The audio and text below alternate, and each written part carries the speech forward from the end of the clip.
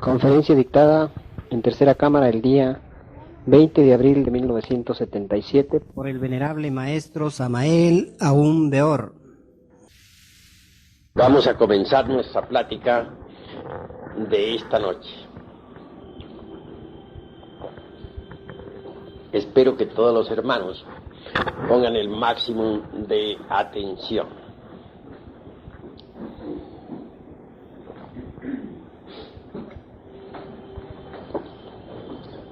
Siéntate aquí. Siéntate. Bien, hermanos. En todo caso, es necesario irnos conociendo cada vez más a sí mismos, si es que en verdad queremos llegar a la autorrealización íntima del ser. Obviamente, necesitamos trabajar, como ya lo he dicho en mis pasadas cátedras, con el elemento fuego. El fuego en sí es una sustancia que ha escapado a todos los análisis químicos. Dicen los científicos que es el producto de la combustión, lo cual es absolutamente falso. Nadie sabe cuál es la naturaleza del fuego. Sabemos, por ejemplo, que en la atmósfera existe el oxígeno y el nitrógeno. No ignoramos que en el agua está el HO2. O sea, el hidrógeno y el oxígeno. Tampoco podemos ignorar que en la Tierra está el carbono. Pero, ¿cuál es en realidad la fórmula del elemento fuego?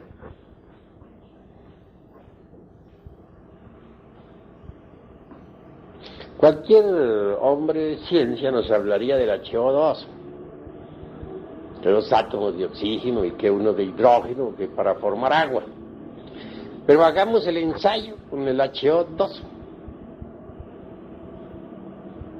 Y tratemos de unir los átomos de oxígeno e hidrógeno, tal como está en la fórmula, en un laboratorio, a ver si es cierto que resulta agua. Obviamente que no. ¿Por qué? Porque falta algo. ¿Qué? El elemento fuego. Entonces la fórmula del HO2 está incompleta. Eso es obvio. Así que el fuego escapa a todo. Una simple llama de estas que tenemos ahí, una veladora, sería suficiente como para que incendiáramos el mundo y ella permanecería impasible, ni aumentaría un átomo más ni un átomo menos.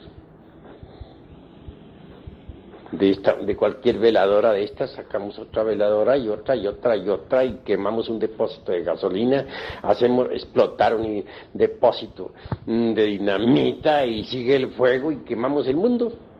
Y la veladora sigue igual, impávida, como si nada hubiera sucedido. ¿Qué clase de sustancia es esa? Que se burla de los químicos y que hace tantos prodigios. Sin embargo, permanece la misma, impasible. Realmente que la sustancia del fuego es divina. Ahora, a nosotros, como les decía a ustedes en pasada plática, solamente nos interesa la parte oculta del fuego, la llama de la llama, la asignatura astral del fuego, que es lo divinal. Es eso que vemos ahí en la cruz, ese INRI, Ignis natura renovatur integran. El fuego renueva incesantemente la naturaleza.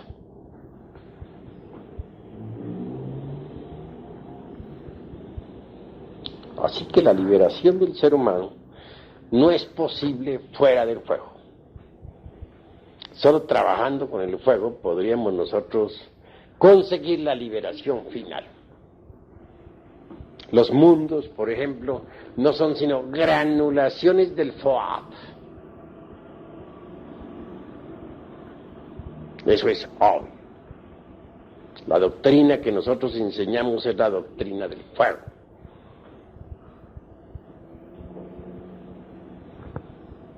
Los libros que hemos escrito han sido con carbones encendidos.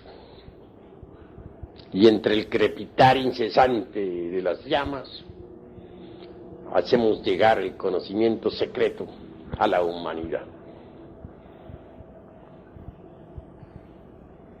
Bien sabemos que tras del fuego hay maravillas. Una vez a un elemental grandioso del fuego se le preguntó, ¿qué hay más allá del fuego? Respondió, eso es cosa que nosotros ignoramos. Dios es un fuego devorador, dice San Pablo. Y así es.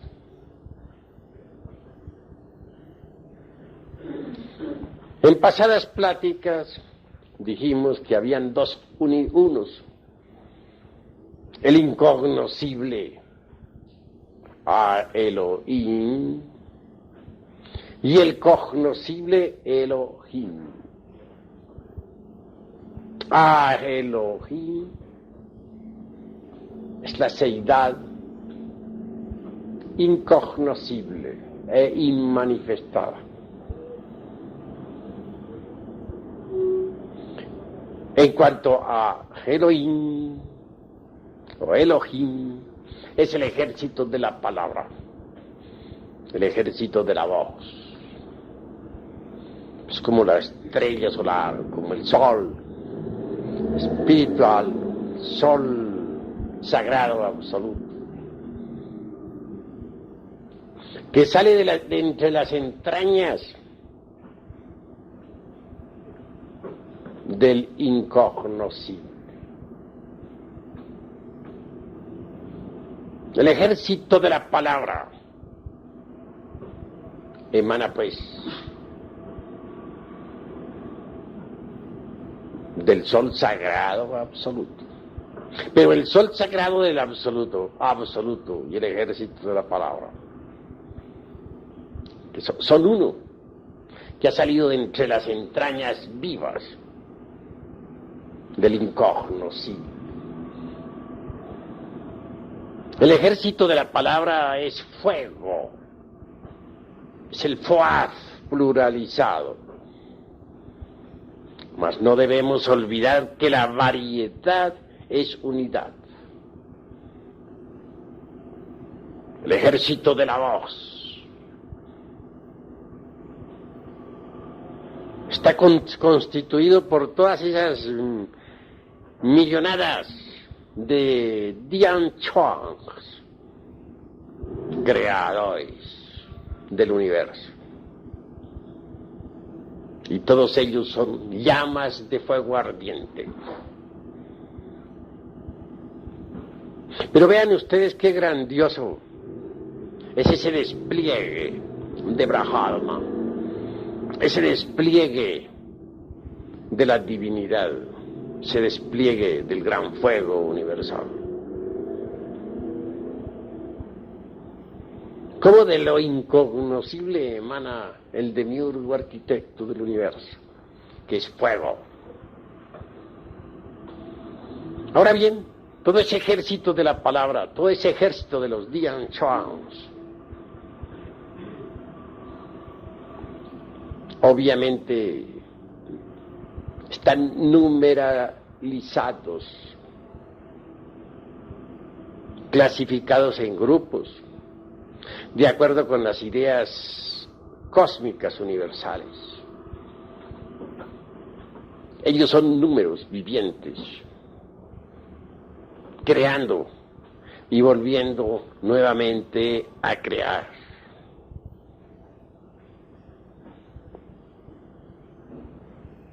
Conviene entender que de entre el seno del incognoscible ha brotado realmente el Logos, el demiurgo, el sol estelar, espiritual, el ejército de la palabra. Y a su vez, de ese Logos múltiple, como una llama compuesta de muchas llamas, emana Atman el inefable. Atman es el íntimo en cada uno de nosotros. Nuestro espíritu divino e innombrable. A su vez de Atman se desprende Buddhi. ¿Y quién es Buddhi? Buddhi es la conciencia superlativa del ser. Buddhi es Eros, es Foat, como mensajero de los dioses.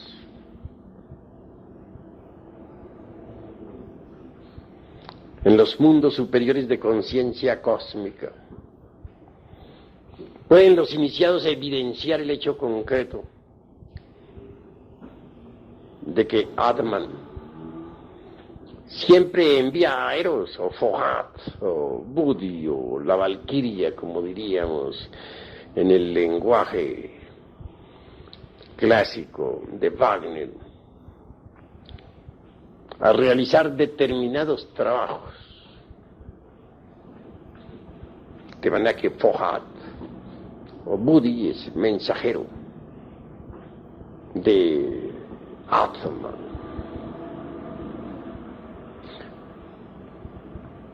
Uno realmente se llena de éxtasis al comprender lo que es la realidad de Eros.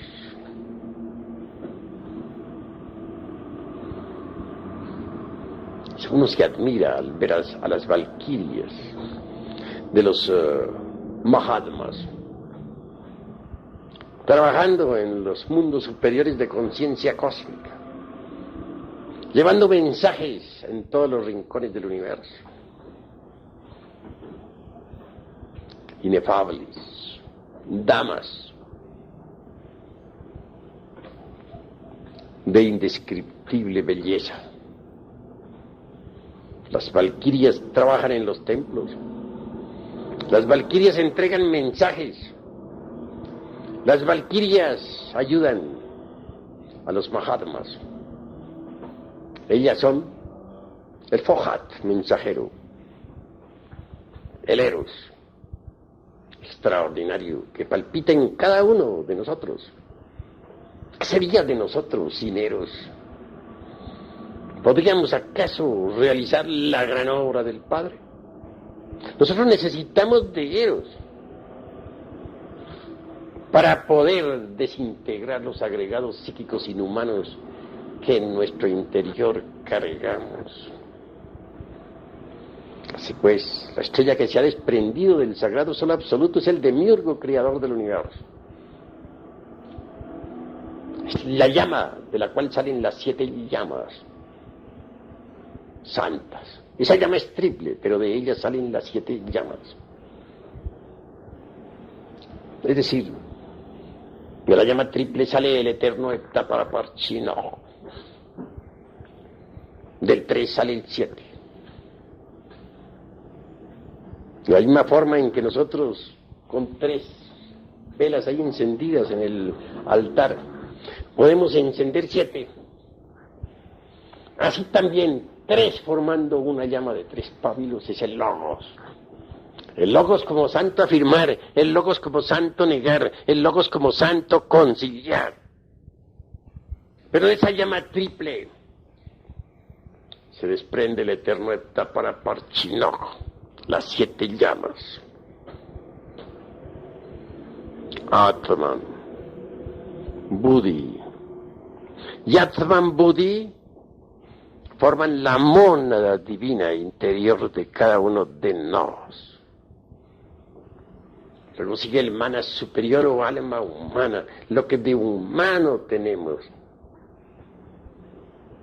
Después viene esa mente que tenemos para pensar, que desgraciadamente está enfrascada entre los múltiples agregados psíquicos que constituyen el mí mismo, el sí mismo, el yo mismo, motivo por el cual decimos que no tenemos una sola mente, sino muchas mentes.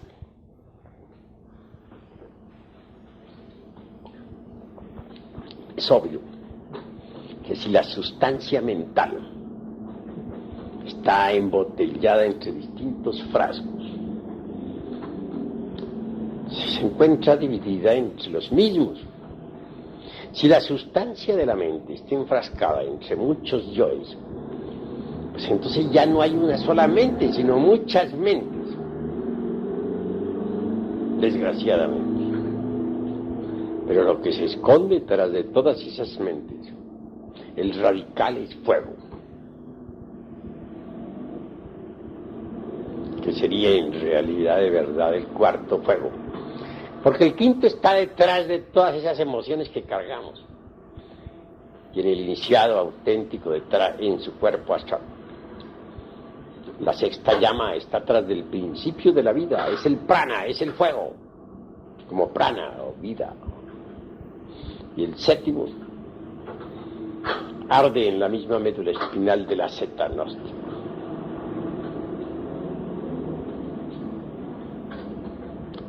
En realidad, de verdad, hablando desde un punto de vista de la anatomía oculta, diríamos que existen 7 serpientes, 2 grupos de A3, con la coronación sublime de la séptima lengua de fuego que nos une con el uno, con la ley, con el Padre.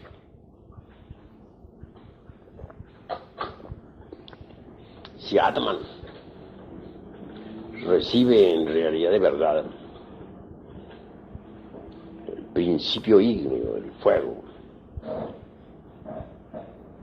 del incognoscible, por mediación del demiurgo creador del universo,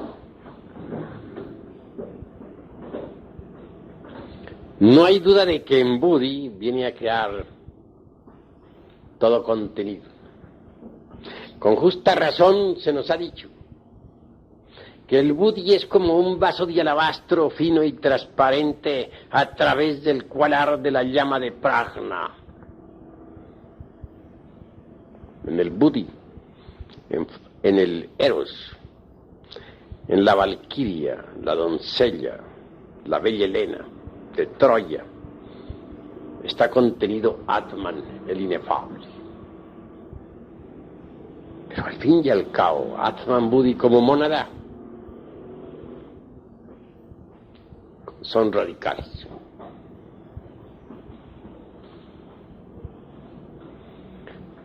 En una pasada cátedra dije que teníamos que trabajar con los 7 radicales.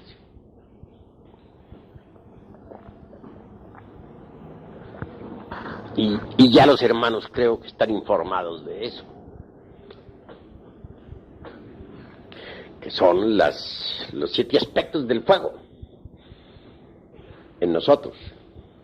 Las 7 lenguas de fuego en la anatomía oculta que emanan directamente del divino arquitecto del universo. Eso es obvio y así hay que entenderlo. La seidad en sí misma, incognoscible, es lo fundamental. De ella emana el fuego. Sat es seidad. Y de la seidad emana el fuego. es decir, el demiurgo arquitecto. Pero hay un punto sobre el que yo quiero recalcar esta noche, que si bien es cierto que el santo afirmar, el santo negar y el santo conciliar, es decir, el logo interior de cada uno de nosotros, es radical.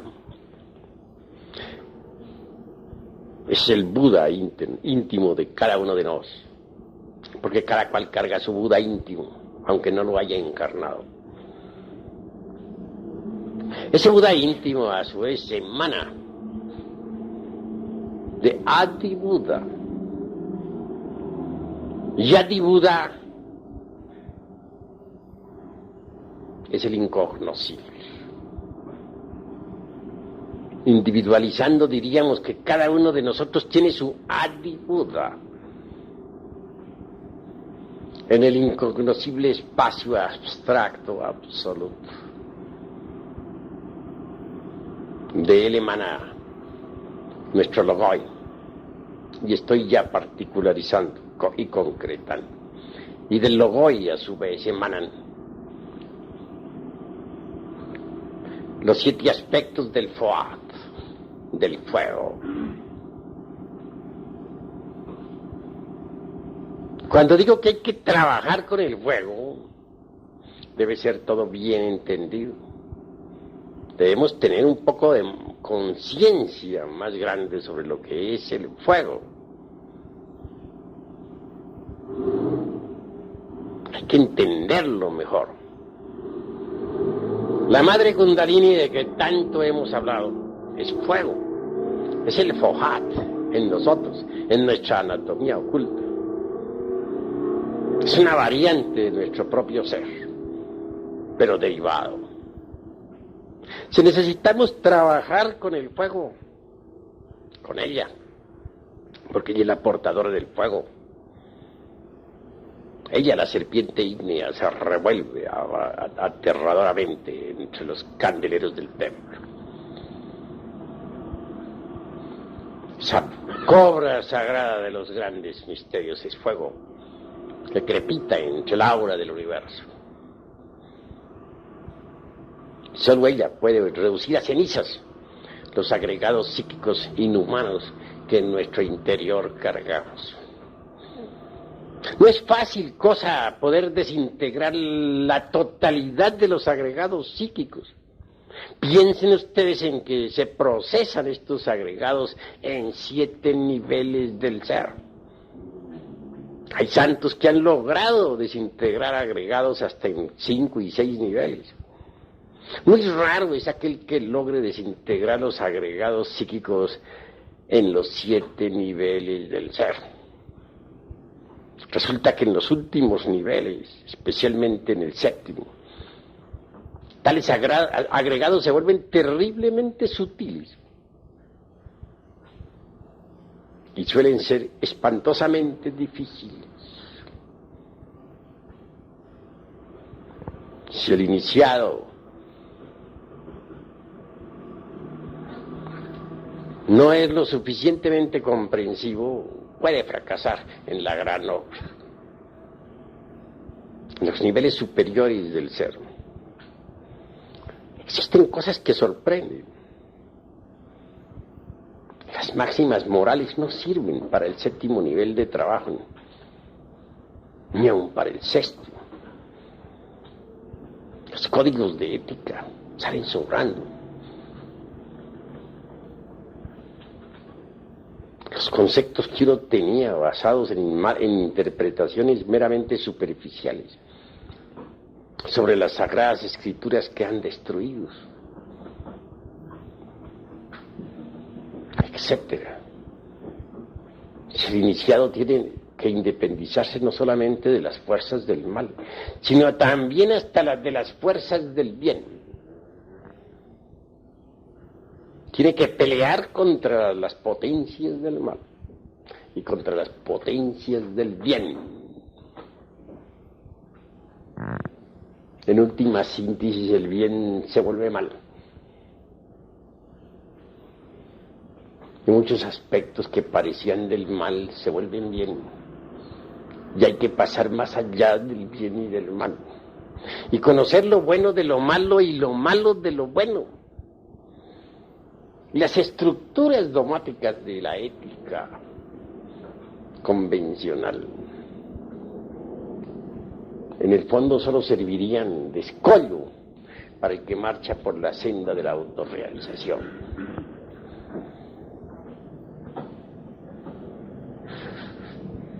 Esa es la cruda realidad de los hechos. Hay una tendencia de las gentes a interpretar todo a su modo, superficialmente. Y quien quiera trabajar ya en un séptimo nivel tiene que ser estrictamente comprensivo, pasar más allá de todo dogma y hacer un inventario de sí mismo para saber qué es lo que le sobra y qué es lo que le falta. Muchas veces una bella virtud puede servir de escollo al navegante.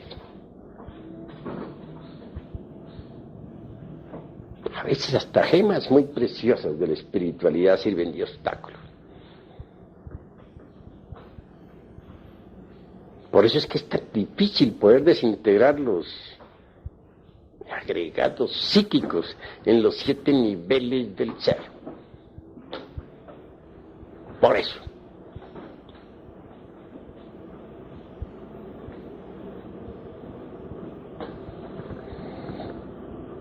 Por otra parte, hay que aprender a manejar los 5 cilindros de la máquina orgánica.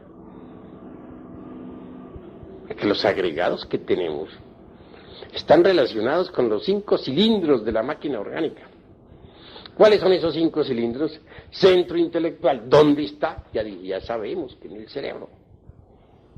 Centro emocional, ¿dónde está? El corazón, plexo solar, sistema y centro del sistema nervioso gran simpático. Centro motor, ¿dónde está? Parte superior de la espina dorsal. Centro inferior instintivo, ¿dónde está? En la parte inferior de la espina dorsal. Y el centro sexual, en el sexo. Hay agregados psíquicos del centro intelectual, como los hay del emocional, como los hay del motor, como los hay del instintivo, como los hay del sexual. Eso es obvio. Y uno tiene que estudiar los agregados psíquicos en cada centro, a ver cómo se comportan. Es cuestión de autorreflexión y experiencia directa, observación psicológica, etcétera. En todo caso, no puede ser desintegrado un agregado sin ayuda de la Divina Madre Kundalini, la cobra de los grandes misterios. Y ella exige, para la desintegración de cualquier agregado psíquico, previa comprensión del defecto psicológico que queremos reducir a cenizas. Eso es obvio. Primero debemos descubrir el defecto y después trabajarlo. Necesitamos de la autorreflexión evidente del ser para llegar a la comprensión de fondo. Necesitamos de la meditación íntima, si es que queremos entender realmente tal o cual defecto. Pero una vez comprendido, hay que trabajarlo con la divina cobra sagrada de los grandes misterios. Solo así podríamos eliminarlo. Y repito, cualquier defecto está relacionado con algún centro de la máquina orgánica. Más con ayuda del fuego ese que viene desde el demiurgo creador del universo hasta la manifestación, a través de todos estos niveles del ser. Podemos reducir a cenizas cualquier elemento psíquico indeseable. ¿No tienen que familiarizarse ustedes un poco más con el fuego? Aprender a sentir con el fuego, aprender a pensar con el fuego, adorar el fuego, como lo hacen los parsis. Tanto los cristianos, cuando exclaman Dios es un fuego devorador, como los parsis que adoran el fuego, como los miembros de cualquier tribu maya o tolteca o zapoteca o inca que rinden tanto culto al fuego. En el fondo pertenecen al más puro paganismo y al más delicioso esoterismo crístico. Mis caros hermanos, de entre los centros que nosotros tenemos en nuestro organismo, no hay duda de que el más difícil de controlar es el centro emocional. Porque el intelectual, aunque cueste trabajo, al fin con ciertas disciplinas más o menos lo vamos controlando. El motor, que es el que produce los movimientos, que está situado en la parte superior de la espina dorsal, es controlable también. Uno puede controlar los movimientos de su cuerpo, caminar si quiere caminar, levantar un brazo si quiere levantarlo o no levantarlo, si no quiere levantarlo. Arrugar el entrecejo o no arrugarlo. Es decir, todas las actividades del centro motor están bajo la voluntad. Pero el centro emocional es terrible. Esa cuestión de las emociones negativas, del sentimiento y de los sentimentalismos, etcétera, se torna difícil de poder controlar. En el Indostán, por ejemplo, dicen, comparan el centro emocional a un elefante. Un elefante loco, por ejemplo, ¿qué hacen en el Indostán para controlarlo? Le colocan de lado y lado dos elefantes sanos, cuerdos. Se los amarran para que no se vayan. Y entonces esos dos cuerdos logran al fin enseñar al loco a ser cuerdo. Y al fin el elefante loco queda cuerdo. Es un sistema que usan los indostanes. Está bueno. El centro emocional es un elefante. El intelectual es otro elefante. Y el motor, otro elefante. El centro motor instintivo sexual. Estos dos elefantes, el intelectual y el motor, pueden controlar al elefante loco de las emociones. Si en un momento queremos estallar así de desesperación o de angustia, es decir, nos hemos identificado con alguna emoción negativa y estamos mal, ¿qué debemos hacer? Acostarnos en la cama, relajarnos y poner la mente en blanco. Al relajarnos estamos actuando con el centro motor. Puesto que nos relajamos todo el cuerpo, aflojamos los músculos, toda tensión en el organismo. Y al poner la mente en blanco, es decir, al llevar a la mente a la quietud y el silencio, ¿qué sucede? El centro emocional no le queda más remedio que calmarse un poco, serenarse, y al fin el centro intelectual y el centro motor vienen a dominar al emocional. Son los dos elefantes cuerdos que vienen a domar al elefante loco.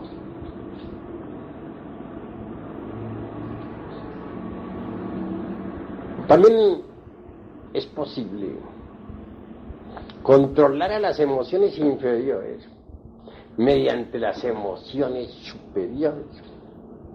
Hay mucho tipo de emociones inferiores, ustedes lo saben muy bien. Se muere un familiar, gritamos, lloramos, nos desesperamos. ¿Por qué? Porque no queremos cooperar con lo inevitable, y ese es lo peor de lo peor. Uno en la vida debe aprender a cooperar con lo inevitable. No nos conformamos porque se nos murió un ser querido. Y gritamos llenos de angustia y no aceptamos. Y vemos el cuerpo entre el féretro ahí, sin embargo no nos parece que esté muerto. No lo creemos. No es posible para nosotros que ese ser haya muerto.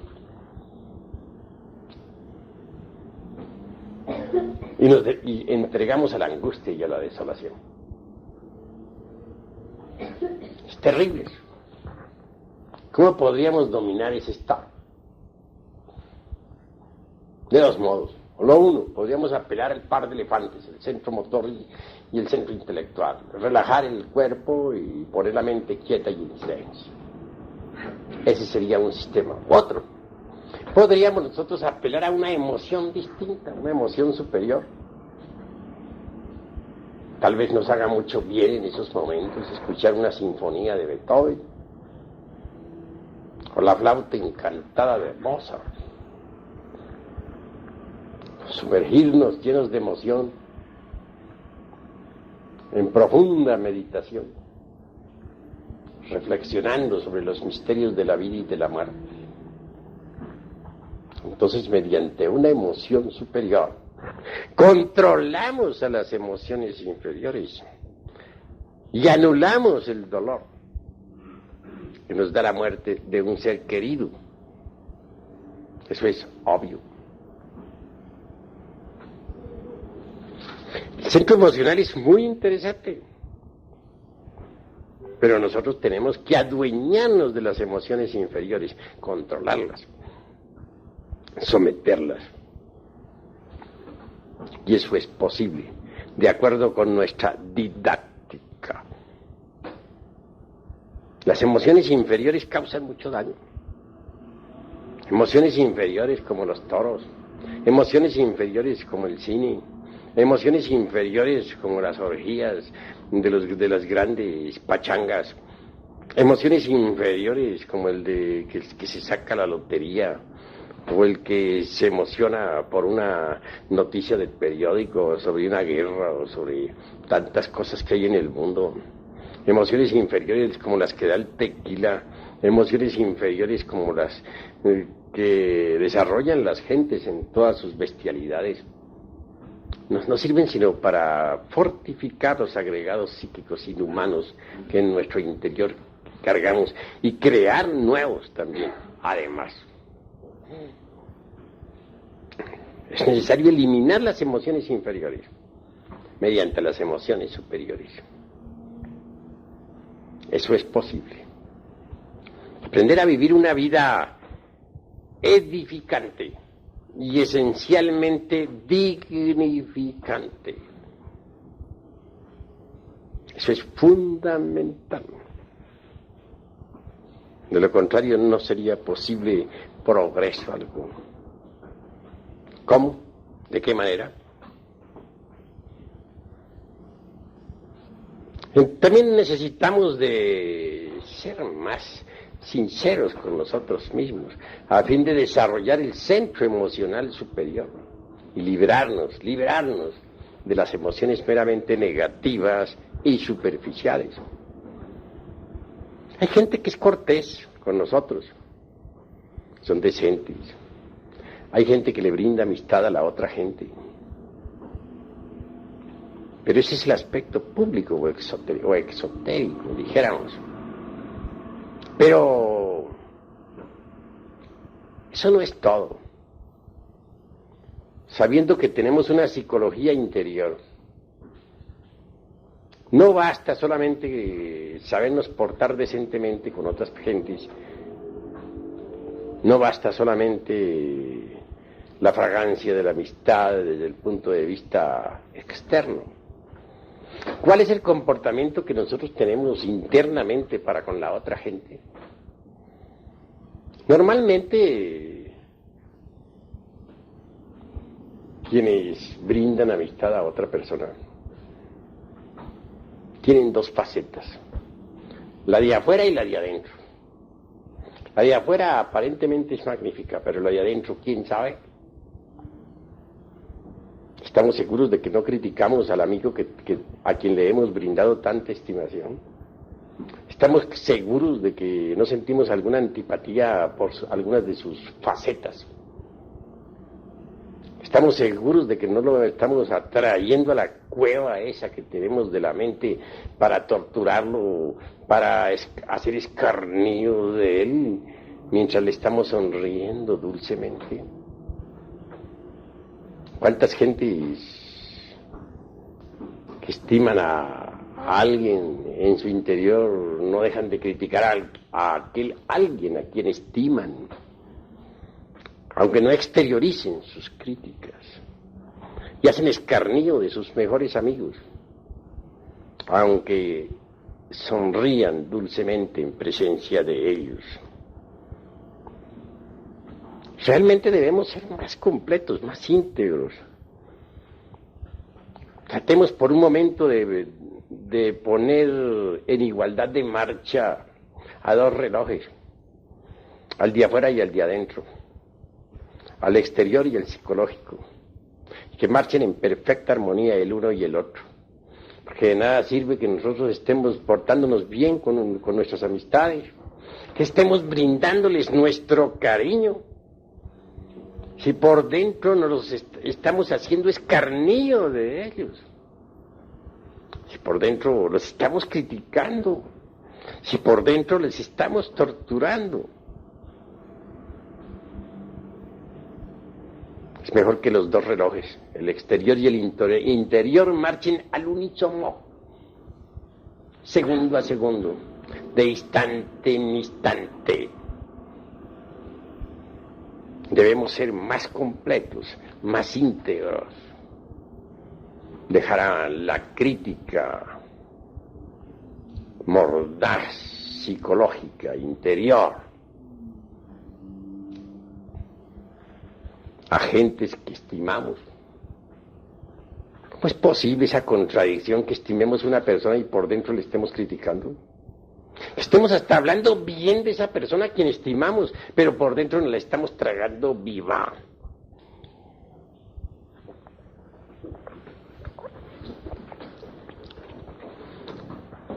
Ahora, ustedes deben saber muy bien que dentro de cada uno de nosotros vive mucha gente, todos los yoes. Cuando uno agarra un yo de esos y lo estudia con el sentido de la autoobservación psicológica, puede evidenciar que tiene los centros intelectual, el centro emocional, el centro motor instintivo sexual, es decir, que posee los tres cerebros. Cualquier yo tiene mente embotellada, tiene voluntad embotellada, es una persona completa. Y dentro de nosotros existen pues muchas personas, dentro de cada persona viven muchas personas, los agregados psíquicos.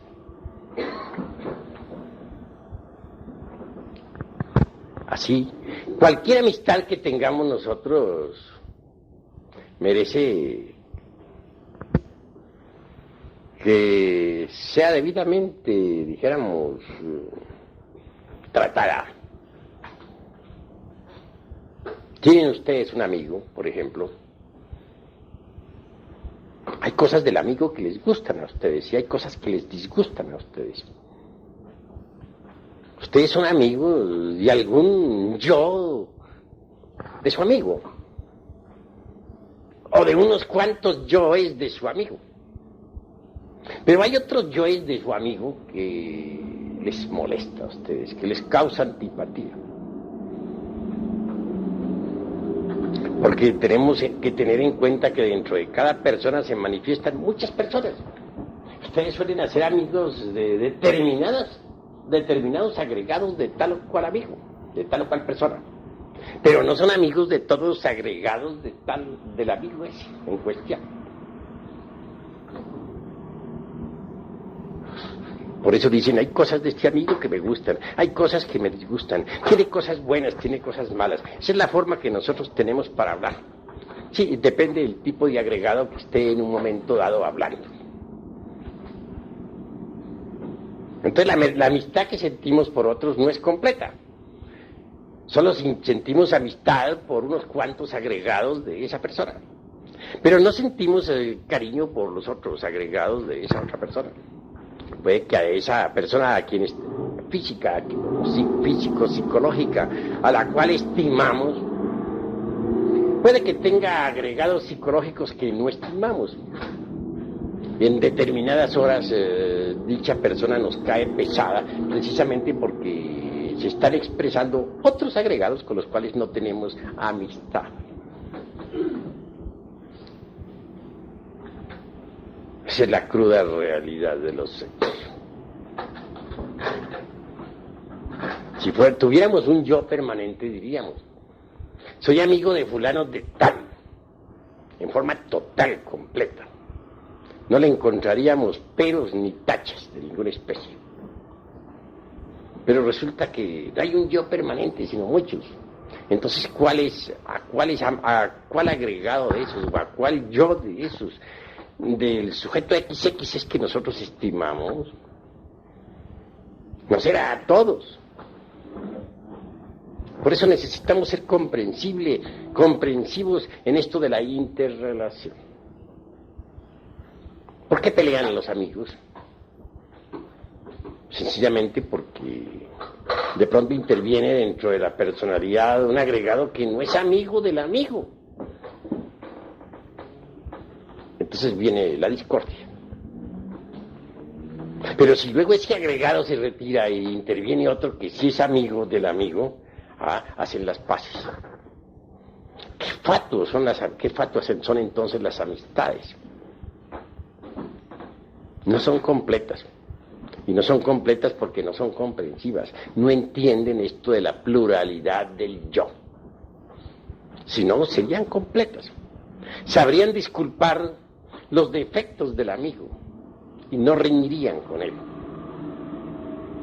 Falta ese conocimiento para que nosotros no riñamos con nuestros amigos, hacernos más conscientes de eso. Así mejoramos nosotros la interrelación, la convivencia. Existen simpatías que podríamos decir son mecánicas y antipatías mecánicas. Ni una ni otra sirven porque son mecánicas. A veces decimos fulano de tal me cae gordo. ¿Pero qué es lo que nos cae gordo de fulano de tal? Un agregado psíquico que posiblemente no es amigo de nosotros. Eso es todo. Nosotros no debemos tratar, pues, de hacer una simpatía a la fuerza con alguien que antipatizamos, sino ante todo descubrir cuál es la causa de la antipatía. Cuando descubrimos a base de reflexiones que esa antipatía es mecánica, la antipatía desaparece entonces por sí misma y queda la simpatía. Pues, ¿cómo podríamos o qué base podría servirnos para llegar a la conclusión de que una antipatía es mecánica? Yo digo que sencillamente comprender la pluralidad del yo. Es indubitable que dentro de toda persona viven muchas personas. Hay veces que en determinada gente, por ejemplo, en determinados sujetos se expresa algunos agregados que no nos gustan. Esto es mecánico.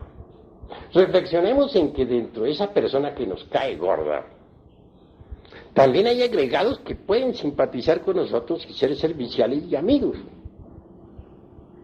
Que no todos los agregados que se manifiestan en un sujeto XX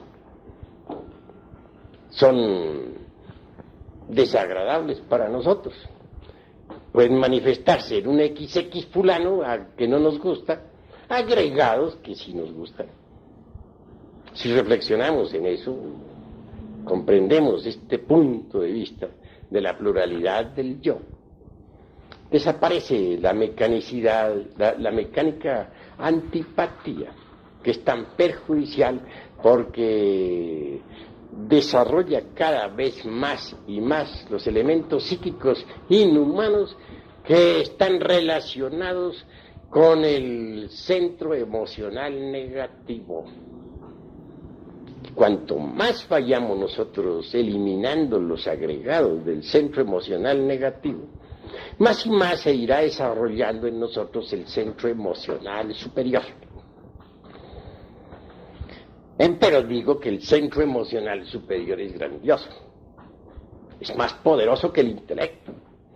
Con el centro emocional superior podemos nosotros comprender la naturaleza del fuego.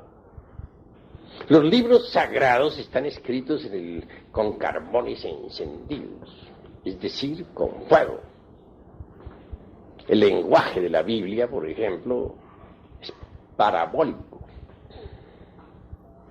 Es el lenguaje del centro emocional superior. Las experiencias místicas e incorpóreas obviamente son parabólicas y solamente se pueden entender con el centro emocional superior. Los misterios de la vida y de la muerte son perfectamente cognoscibles mediante el centro emocional superior. Eso es obvio. Les he dicho a ustedes que la mónada de nosotros es lo más importante. Que cuanto más vayamos eliminando los elementos psíquicos inferiores, más y más iremos recibiendo las radiaciones de la mónada. Esta mónada es Atman Buddhi. Atman es el inefable. Él recibe la fuerza que viene del demiurgo creador. El demiurgo a su vez la recibe de Adi Buddha, la seidad incognoscible. Atman, como desdoblamiento del divino arquitecto del universo, es inefable. Es lo que se llamaría el Paramatman o el Chivatadva.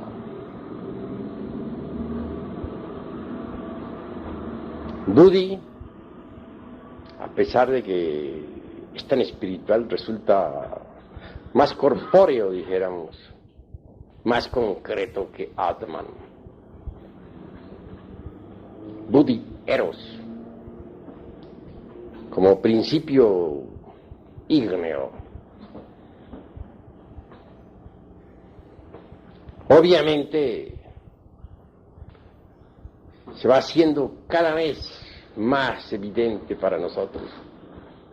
Sus radiaciones nos van llegando cada vez más y más hondo, a medida que vayamos disolviendo las emociones negativas del centro emocional y conforme el centro emocional superior se vaya desarrollando. Atman Buddhi es la mónada, la realidad dentro de nosotros, lo que cuenta, el ser real en nosotros.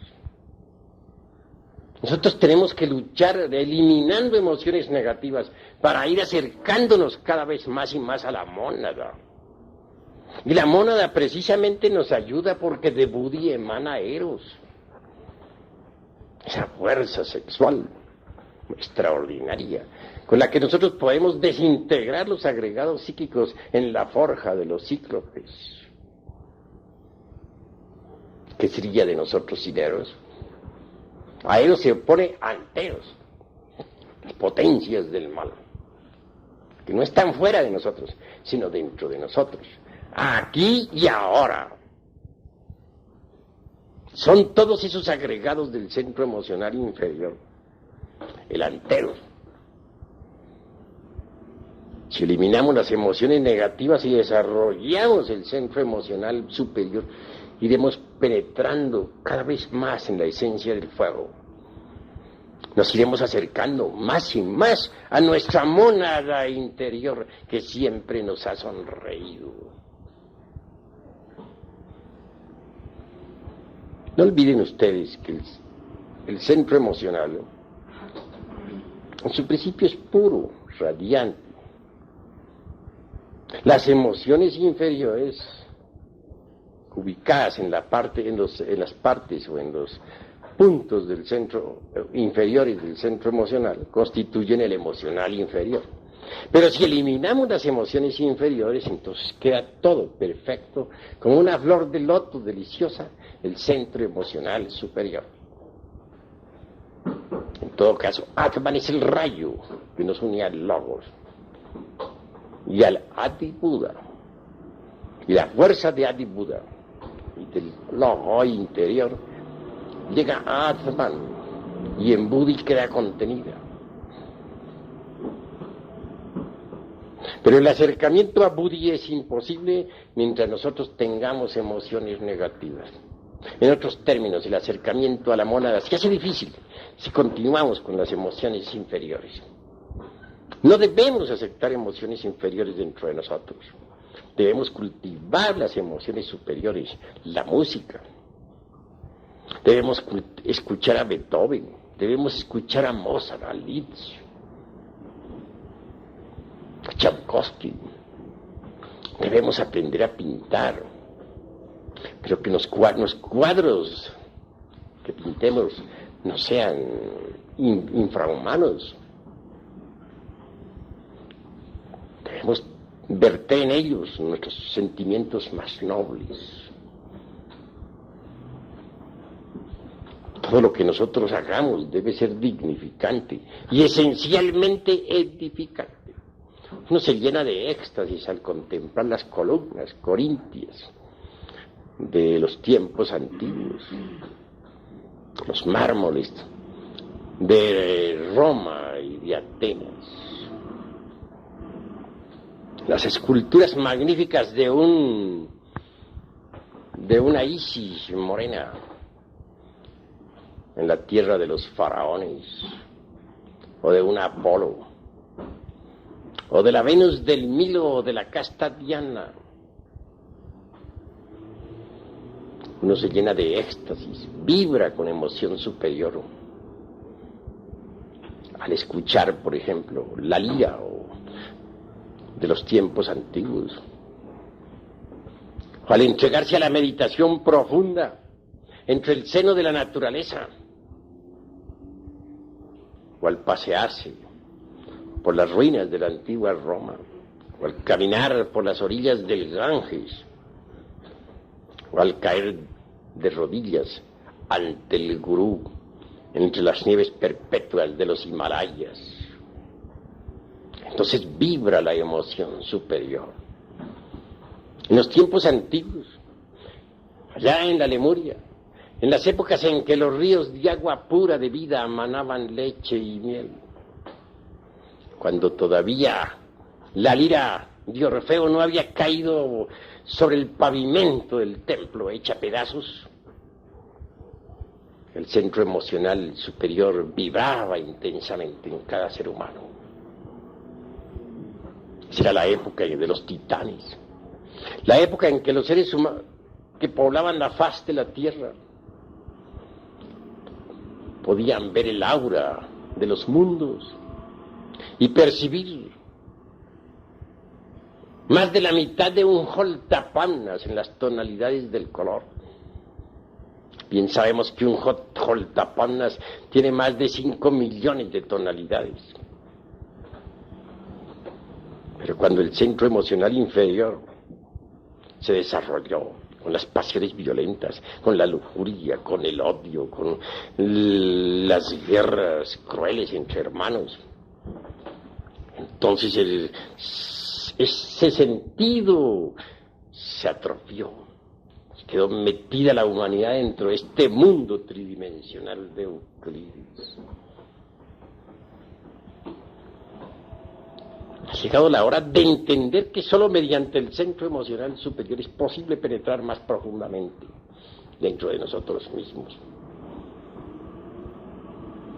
Si nosotros procedemos rectamente, si aprendemos a vivir, si aprendemos a relacionarnos con nuestros semejantes en una forma bella,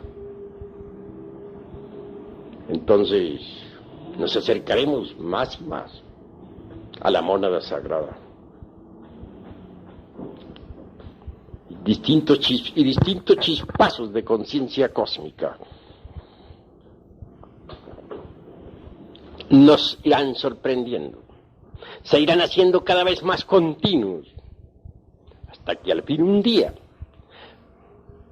tengamos todos, en realidad de verdad, la conciencia despierta, la conciencia superlativa del ser.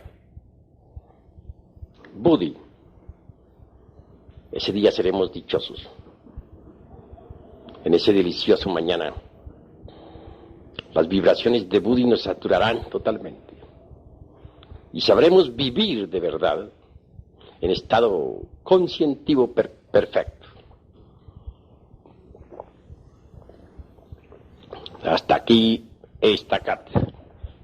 Ahora doy plena libertad para que los aquí presentes interroguen, hagan preguntas sobre el tema, pero sin salirse del tema.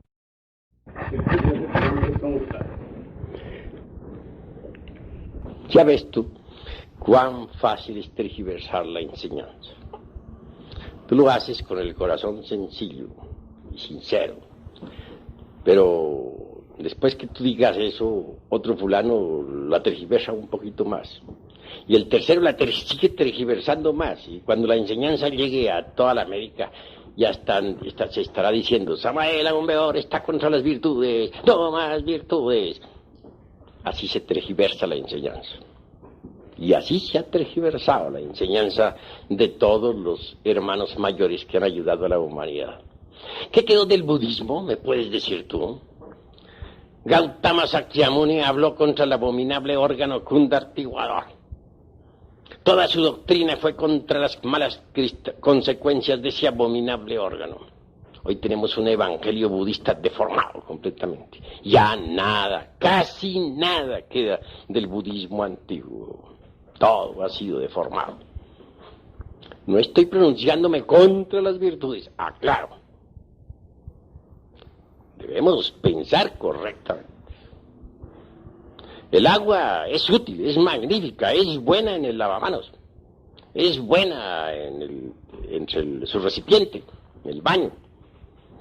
Pero ¿qué dirían ustedes del agua metida en la sala, inundando las recámaras? Ya cambiaría todo, ¿verdad? Sería mala. El fuego está bueno en la cocina. También está magnífico ahí en las veladoras. Pero si el fuego en este momento estuviera quemando esta casa y llegaran los bomberos, ¿qué diríamos? Sería una calamidad, ¿verdad? Así toda virtud es buena en su lugar, pero fuera de su lugar es mala. Un misionero, como ustedes, está bien que dé las enseñanzas, que las divulgue por todas partes. Pero ¿qué tal que ustedes, en vez de divulgar las enseñanzas entre las distintas gentes, por ahí en las calles, o en los lumiciales, o en las casas de familia, se fueran a los prostíbulos a divulgarla? ¿Estaría correcto eso?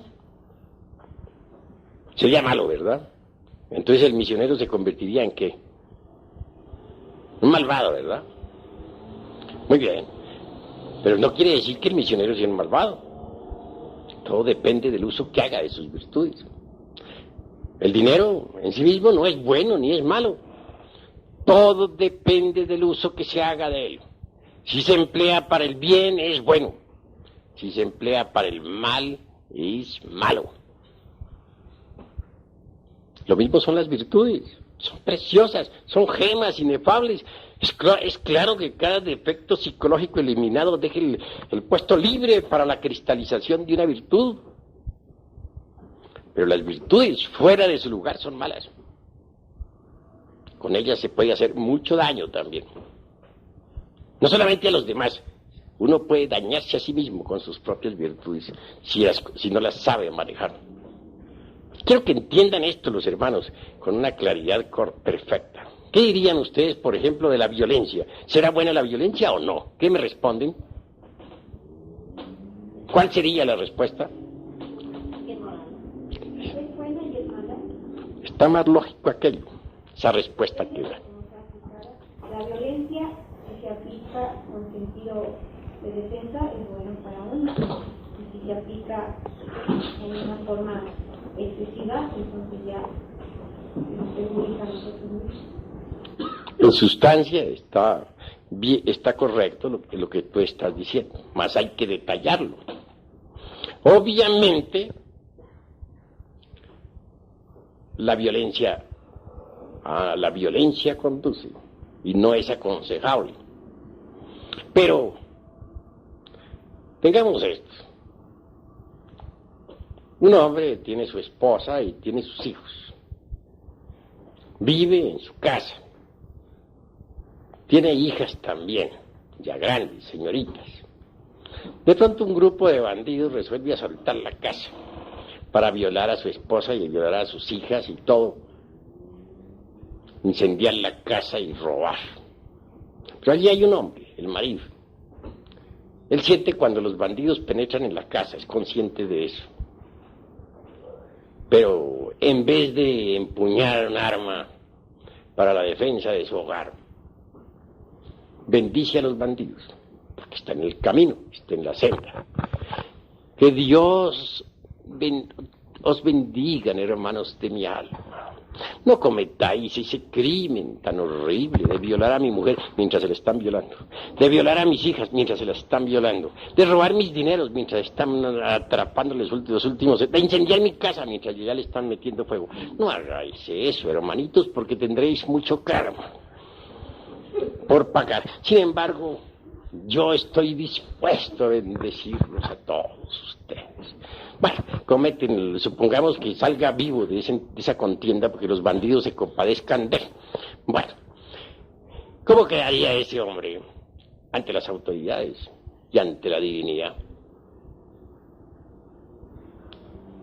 Las autoridades creo que lo juzgarían por cómplice del delito. Hay un delito, eso está ya visto en el Código Penal. Ese hombre merece la cárcel, ¿verdad? Por cobarde y porque se ha convertido en cómplice del delito.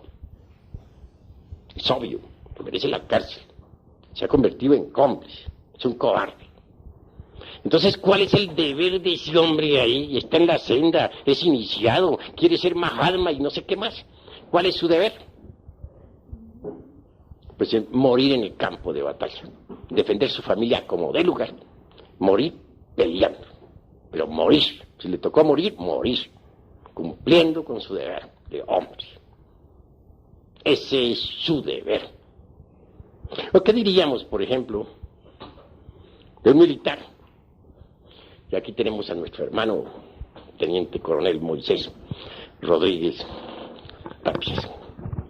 ¿Qué diríamos, por ejemplo, qué diría nuestro hermano que es militar? Que de pronto la patria está amenazada, vienen los gringos a invadirnos, a saquear, violar, incendiar, robar, y el ejército dice, no, ya no peleamos más, Dios bendiga a todos estos invasores, si queman, allá será su karma, que Dios los bendiga, nosotros no peleamos, se cruzan de brazos a dar bendiciones y a orar por los bandiditos que están atacando. ¿Qué se diría de un ejército así? ¿Cómo? Alta traición. Eso es obvio. Alta traición. Condenable no solamente por los jueces de la tierra, sino por la divinidad. ¿Cuál es entonces el deber del ejército en ese momento? Defender. Hay que usar las armas. De manera que las armas en sí mismas no son ni buenas ni malas, todo depende del uso que se haga de ellas. Si se emplean para el bien son buenas, pero si se emplean para el mal son malas. Todo depende. Así pues, esto de las virtudes es algo que hay que reflexionar muchísimo, porque con las virtudes también no solamente se puede dañar a otros, sino dañarse a sí mismo. A ver, va a preguntar algo el hermano. Yo no he entendido en el Ramayana por qué Krishna incita a Arjuna a que pelee contra de sus parientes. No he sabido interpretar eso. Que dice que no importa que los maten, ¿no? Que al cabo el alma persiste, eso no lo he entendido. Bueno, que viva Krishna y con sus ánimos que le da Arjuna y que vive esa pelea contra los parientes, maravilloso. Yo mismo estoy de acuerdo, vamos a pelear contra todos los parientes, desenvainemos la espada y vamos contra todos. Pues, ¿sabes tú cuáles son esos parientes? Pues son todos los agregados psíquicos que en nuestro interior cargamos. Contra ellos hay que pelear y muy duro aunque nos duela. Son nuestros parientes, pero hay que darle chicharrón. Y ni modo. A ver, hable pues. Maestro, disculpe, ¿qué interpretación se le puede dar? ¿Cómo? ¿Qué interpretación podemos dar a la pregunta evangélica de que se dan en una mejilla con la otra? Eso sí, yo les aseguro que si alguien viene y me suena, pero yo le pongo la otra para que me suene más duro. No hay problema. Pero si tengo un grupo de niños aquí juntos, o si estoy de guardián aquí del templo, estoy ocupando, por ejemplo, el puesto del hermano y en ese momento llegan un grupo de bandidos a darle chicharrón a ustedes, yo ahí me la juego. Para eso está la espada y si me salen adelante, bueno, yo muero en el campo de batalla. ¿Cuál es el deber de un guardián del templo? Dime a ver. Respuesta. Aún con la vida las personas que están guardiadas. Correcto. Tú en este momento eres guardián del templo. Si en este momento alguien viene a atacarnos, vienen las multitudes, viene el vandalaje a atacar a estos hermanos, tú tienes que perder tu vida ahí si hay necesidad. Porque ese es el guardián del templo. De manera que entonces, una cosa es una cosa y otra cosa es otra cosa. Una cosa es que nosotros bendigamos a nuestros enemigos, que devolvamos bien por mal, que pongamos la mejilla derecha para que nos suenen más duro. Y otra cosa es cumplir con nuestro deber cuando llega la hora de cumplir, de defender, saber defender a los que están a nuestro cargo. ¿Entendido? ¿Hay otra pregunta? Sí, hermano. Hablando de las virtudes, se puede considerar que en muchos casos una virtud puede crear dependencia psicológica. Pues la virtud, cuando no se sabe usar, puede crear dependencias psicológicas, puede convertirlo a uno en tirano, puede hacerle a uno dar un paso en falso, etc. Por ejemplo, ¿cuántos jueces que tuvieron la virtud del cumplimiento de su deber en épocas de la Revolución Francesa enviaron a los inocentes al cadalso? Hubo verdugos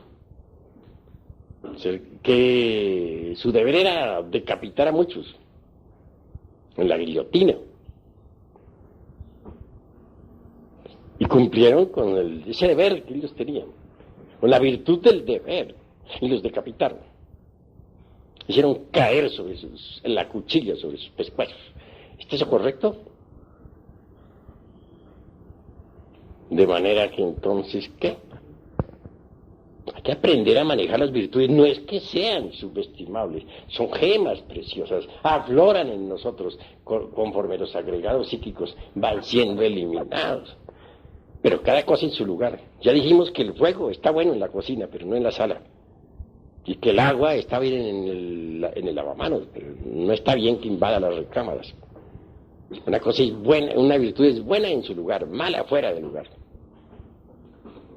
Eso es todo. Hay que ser más equilibrados, más reflexivos, más maduros. Eso es obvio. Por ejemplo, la antipatía mecánica. Es absurda, pero de nada sirve que luchemos contra la antipatía mecánica, de nada sirve, por ejemplo, que digamos, esta persona me cae gorda, pero como estoy en la gnosis, voy a ver cómo me amo amigo de esa persona, y forzarse, y sonreírle artificiosamente, y resulta que esa sonrisa resulta más que sonrisa, una mueca trágica. No, lo que hay es que hacerle la disección a esa antipatía mecánica, a ver por qué nos cae gorda esa persona. Esto requiere mucha autorreflexión, mucha autoobservación psicológica, mucha meditación, y al fin venimos a descubrir la causa. Una vez que ya hemos descubierto esa causa, la desintegramos con ayuda de la Divina Madre Kundalini, con ayuda del fuego sagrado. Y entonces aflora en nosotros la virtud de la simpatía hacia esa persona. Una virtud, simpatía hacia esa persona que antes nos caía gorda. Hay que hacerse pues conscientes de todo, vivir una vida consciente, una vida más madura, menos mecánica. A ver, hermano. Maestro, la virtud se puede aprender. ¿Aprender? Pues hombre, jamás. Son gemas preciosas o flores del alma que nacen en nosotros cuando hemos eliminado tales o cuales defectos psicológicos. Tengamos, por ejemplo, que eliminamos nosotros la ira, surge en nosotros la dulzura. Que eliminamos la lujuria, en su reemplazo sí surge la virtud de la castidad. Que eliminamos el odio, en su reemplazo surge la virtud del amor. Y conforme vayamos eliminando estos defectos psicológicos, las virtudes van surgiendo en su lugar. Por eso decimos que necesitamos cristalizar alma en nosotros. Y el alma es puro fuego universal. Es fuego. Ese fuego divino, ese fuego inefable debe ir cristalizando poco a poco en nosotros. Pero no podríamos hacer cristalizar el alma en nosotros si no eliminamos los defectos de tipo psicológico. A medida que vayamos eliminando cada agregado psíquico, en su reemplazo irá cristalizando ya una virtud, ya un poder, ya una ley, etcétera. Eso se llama cristalizar alma. Y al fin, cuando todos los agregados psíquicos estén eliminados, solo quedará en nosotros el alma. Hasta el mismo cuerpo se volverá alma. ¿Qué es el cuerpo de un mutante? Es un cuerpo ya convertido en alma. Pero para cristalizar el alma en nosotros, que es puro fuego vivo, se necesita forzosamente eliminar los agregados psíquicos. Y esto solamente es posible pasando por grandes crisis emocionales. Porque esto no es cuestión meramente intelectual, no, hay que pasar, para eliminar un agregado psíquico, tiene uno que pasar por terribles arrepentimientos, llorar, desesperarse, darse contra el suelo y hasta azotarse si hay necesidad. Hay que sufrir muchísimo, arrepentirse, pasar por terribles, repito, amarguras. Si uno no pasa por esas crisis emocionales, pues no desintegra lo que debe desintegrar y no cristaliza las virtudes y no cristaliza el alma. Pero cuando uno logra cristalizar alma y se convierte todo en alma, entonces resplandece gloriosamente. Es una llama más de la gran hoguera, ardiendo entre la aura magnífica del universo. Así nos enseña la doctrina del fuego. Y así debemos nosotros comprenderlo. ¿Alguna otra pregunta? Eros es el fuego, y la Madre Divina es fuego también en nosotros. ¿Cómo se hace para que Eros nos asista para llegar a lo máximo de ese fuego en nosotros, que no se nos escape como agua? ¿Qué qué? Que no se nos escape. Es que Eros es fuego, el fuego sexual, que emana de la mónada. La mónada a su vez la recibe del logos. Ese fuego erótico surge concretamente desde la valquiria, desde Buddhi, en la manifestación. No se escapa cuando no se derrama el vaso hermético, cuando el vaso que contiene el aceite permanece incólume. Pero si se derrama el vaso de Hermes, ese fuego erótico se escapa, se pierde, y entonces ¿con qué vamos a trabajar? Nosotros necesitamos del poder de la mónada, si es que queremos lograr eliminar los agregados psíquicos. Así se debe entender, así se debe comprender. ¿Hay algo más que preguntar? Sí. ¿Hasta dónde ese fuego se debe agitar? ¿Se debe qué? ¿O hasta dónde se debe trabajar con ese fuego? ¿Debe ser de forma también técnica? ¿O se puede llegar hasta agitarse ese fuego? El fuego se manifiesta o se debe usar, para ser más claro, durante todo el trabajo esotérico de forma perfecta, rítmica, porque hay tiempos de plus y hay tiempos de minus, hay tiempos de mahambantaras particulares y tiempos de mahapralayas particulares, tiempos de actividad y tiempos de reposo. A cada época de actividad debe sucederse una pausa magnética creadora. Que todo existe el biorritmo. A ver, hermano. Maestro, volviendo a lo de la crisis emocional. emocionales que usted mencionaba, sería congruente que una persona que esté interesada realmente en realizar la gran obra pidiera a su ser, lo hiciese pasar por esa crisis emocional. El ser es el ser y tiene muchas partes. ¿A cuál parte del ser te estás refiriendo? Por lo menos hasta el entrenador psicológico, a la nubis particular. Cada parte del ser merece ser reflexionada, porque sabemos muy bien que de la llama única emanan las 7 llamas, y las 7 se multiplican por 7, y esas 7, y a su vez sigue así por otras 7, etcétera, etcétera, etcétera. De manera que, obviamente, uno solo hace una parte. Las otras partes del ser tienen que trabajar también. Eso es obvio. Cada llama está obligada a trabajar. Pero, obviamente, es la Madre Divina Kundalini, la esposa de Shiva, la obligada realmente a realizar el máximo del trabajo. Y en cuanto a las crisis emocionales, es cuestión del centro emocional superior. Es cuestión de comprensión. Cuando uno comprende lo absurdo que ha sido, cuando uno se da cuenta de que uno no es más que una piltrafa humana que no vale nada, entonces surge el arrepentimiento por todos los delitos cometidos. Y de ello deviene la crisis emocional natural, no fingida, sino sentida de verdad. Eso es todo. Cuando se dice que el agua es el habitáculo del fuego, se está diciendo de que el fuego proviene del agua, o es el fuego el primer elemento que le da vida a los demás elementos. El agua puedes tú analizarla. Encuentras la fórmula HO2. Pero esa H2 sin FOHAT quedaría incompleta. Hay que añadirle a la fórmula el FOHAT.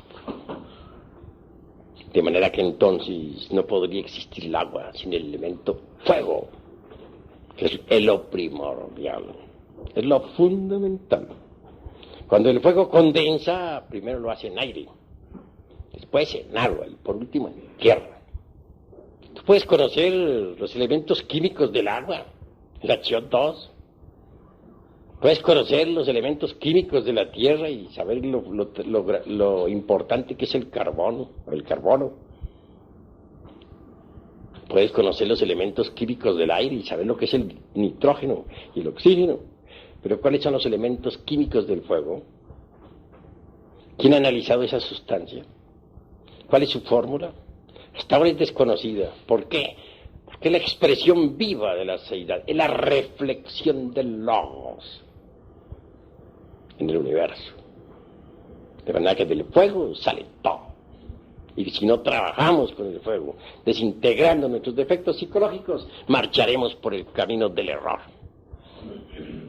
Maestro, Lucifer, pues dice, el dador de luz, ¿no? ¿Qué relación tiene Lucifer en la Madre Divina en nosotros y en el trabajo en la playa? Pues Lucifer es el fuego, es el FOHAT, es el azufre de los alquimistas medievales. Obviamente es la reflexión del Christus cósmico o del Vishnu en nosotros y dentro de nosotros. Indubitablemente él desciende hasta las profundidades de sí mismo, de nosotros mismos. En cuestiones de esoterismo crístico decimos que es el diablo cuando todavía nosotros no hemos eliminado los agregados, porque en él se refleja entonces todos nuestros defectos. Pero si nosotros desintegramos nuestros agregados psíquicos, él resplandece. Y se integrará con nosotros para transformarnos transformarnos y convertirnos en mutantes. ¿Qué es un mutante? Es un hombre integrado con Lucifer. Eso es un mutante. Lucifer nos da todos los poderes, nos da el elixir de larga vida, nos da el poder sobre los elementos del fuego, de los aires, de las aguas y de la tierra. Pero para que Lucifer resplandezca en nosotros, se integre con nosotros, necesita primero ser blanqueado. Por eso dicen los alquimistas medievales: quema tus libros y blanquea el latón. Hay que blanquear el latón. Necesitamos blanquear al diablo. Cada uno de ustedes tiene el diablo, negro como el carbón, horrible. Necesitan blanquearlo. Solamente lo pueden blanquear ustedes, cada uno de ustedes, desintegrando sus agregados psíquicos. El día que lo hagan, ustedes se integrarán con él y él con ustedes, y les entregará a él el tesoro escondido, el vellocino de oro, y les dará todos los poderes. Antes no es posible. ¿Comprendido? ¿Alguna otra palabra? Cuando el arrepentimiento no surge debido a la multiplicidad del ego, tomar una determinación respecto a uno mismo que aparentemente puede ser mala, puede servirnos de base para comprender aquello de que hay obstáculos. Bueno, habla más claro, que no te estoy entendiendo. Barájamela más despacio, más claro, más despacio y más fuertemente. Cuando el arrepentimiento no surge más, cualquier determinación que nosotros tomemos debido a la multiplicidad del ego para, digamos, para castigarnos como lo hacía San Antonio y San Francisco, eso es que aparentemente podría ser una maldad, nos puede ayudar en el camino de la autorrealización para eliminar determinados agregados psíquicos. Bueno, en esto no hay dogmas. Lo que hay son inventarios, sumas y restas, multiplicaciones y divisiones. Hay que saber qué es lo que nos sobra y qué es lo que nos falta, sin dogmas. En primer lugar, lo que se necesita es saber si no surge el arrepentimiento en nosotros. Si verdad no surge es porque somos perversos. Porque cuando surge en nosotros es porque todavía no hay perversidad. Pero si no surge, somos demasiado malvados, demasiado perversos. Y, obviamente, mis queridos amigos, ¿qué hay en el arrepentimiento? Algunos lo traducen en una forma y otros en otra forma. Hay quienes dicen que es cambiar la forma de pensar y citan términos griegos y etcétera, etcétera, etcétera, y otras tantas hierbas. Perdónenseme la franqueza, pero no estoy de acuerdo con esas concepciones. Cuando uno en realidad de verdad se enfrenta a su propia mónada divinal, que emana del sagrado sol absoluto, y mira hacia abajo lo que tiene en el fondo y se da cuenta de todas sus barbaridades, hay arrepentimiento. Trabaja con arrepentimiento, pasa por las emociones, y pasa por las crisis emocionales. Pero cuando uno se ha alejado tanto del sagrado sol absoluto, que ya las emanaciones, las ondulaciones cósmicas del sagrado sol absoluto no le llegan, porque está demasiado desviado, alejado, caído en la magia negra, es un caso perdido. En ese caso es un malvado. Y ese malvado tendrá que castigarse mucho a sí mismo. Necesitará pasar por horribles penitencias, obviamente. Necesitará ser muy sincero consigo mismo, demasiado sincero, a fin de que pueda en verdad desintegrar los agregados psíquicos inhumanos que en su interior carga. Pero antes de todo, si no le ha llegado el arrepentimiento es porque es un malvado, perverso. Ha llegado a la perversidad, porque una cosa es la maldad y otra la perversidad. El perverso ya no tiene remordimiento ni arrepentimientos. Es un caso perdido. Ya no lo tocan las ondulaciones cósmicas del sagrado sol absoluto. Por eso no siente ni remordimiento ni arrepentimiento. Se vuelve cínico y se convierte en habitante del reino mineral sumergido. Ingresa en el mundo de 96 leyes. Eso es todo. Pero, ¿cómo hacer en ese caso para lograr que el que no tiene arrepentimiento se arrepienta? Repito, necesitará apelar a mucha fuerza de reflexión para analizar sus defectos psicológicos y hasta hacer ciertas penitencias rigurosas y disciplinarse, etc. Bueno, he dicho. ¿Alguna otra palabra? ¿Alguna otra pregunta? Gracias a las preguntas de Lucifer, quería saber esto, he tenido esta inquietud. Uno encuentra que, según nos dice usted, en promedio tenemos un 3% de conciencia libre, ¿no? En promedio. Eso podría decirse que hay una parte de nuestro Lucifer que no está negro. Entonces, si vemos, pongamos como al Fausto en esto, ¿y cómo llama a su Lucifer, su digno demonio? No hay una fórmula exacta para uno trabajar con él o para uno invocarlo y que siga Dios. Bueno, eso que detrás de esa pregunta hay un resorte de curiosidad, en el fondo. En el fondo hay un resorte de curiosidad. ¿Te gustaría trabajar con él sencillamente porque se ha oído hablar tanto sobre él? Habla Goethe, habla el doctor Fausto, encantador y mago. Se citen tantos textos que bien vale la pena intentar alguna amistad con él. Pero pregunto a los aquí presentes, ¿hay alguno que ya esté tan preparado como para trabajar con el señor Lucifer? Seamos sinceros, ¿cuál de ustedes está preparado? Ninguno, ¿verdad?